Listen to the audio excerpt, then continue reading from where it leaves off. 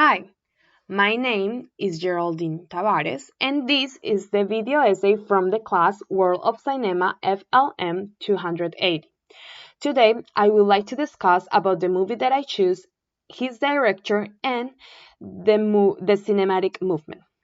The movie that I choose is The Godfather by Francis Ford Coppola.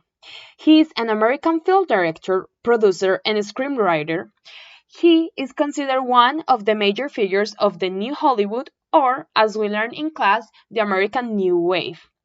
This filmmaking movement that took place in the 1960s and 1970s.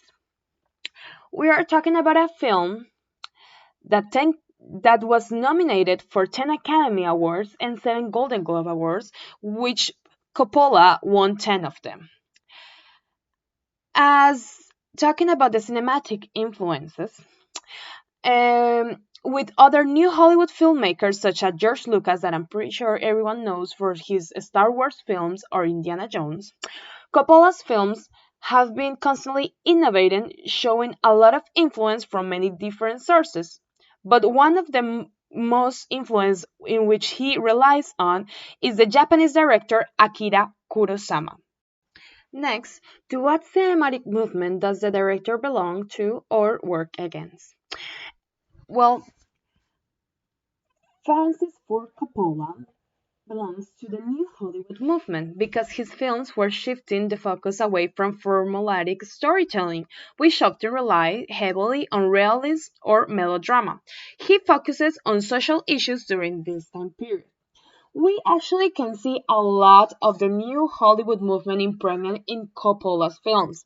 For example, in The Godfather, we see a totally different storytelling, and the main issue of the film was about a serious social issue during the same time period.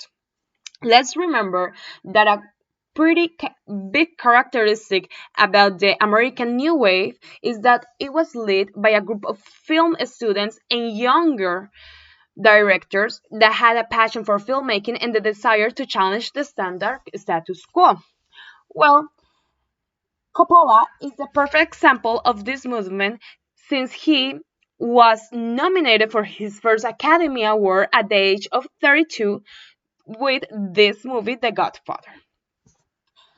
Another important role to consider is that Francis Ford Coppola wasn't really considered to be a director who was against any other cinematic movement. Now, what are the sociopolitical and artistic influence on the film? Well, Coppola steeped his film in an Italian immigrant culture. The film explored the integration of fiction Italian-American criminals into the American society, set in the period of mass Italian immigration to America. As you see, The Godfather has been a little bit, it shows a lot of violence, so it has been cited as an influence in an increase in Hollywood's negative portrayals of immigrant Italians. Now, let's move on to what drives the film and what gender film is it. Well, the Godfather movie can be put in many genders, or at least that's what I think, because the movie really touched a various of topics. So the easiest for me is to classify the gender as a mafia gangster movie because its premise is based on the Corleone family mafia.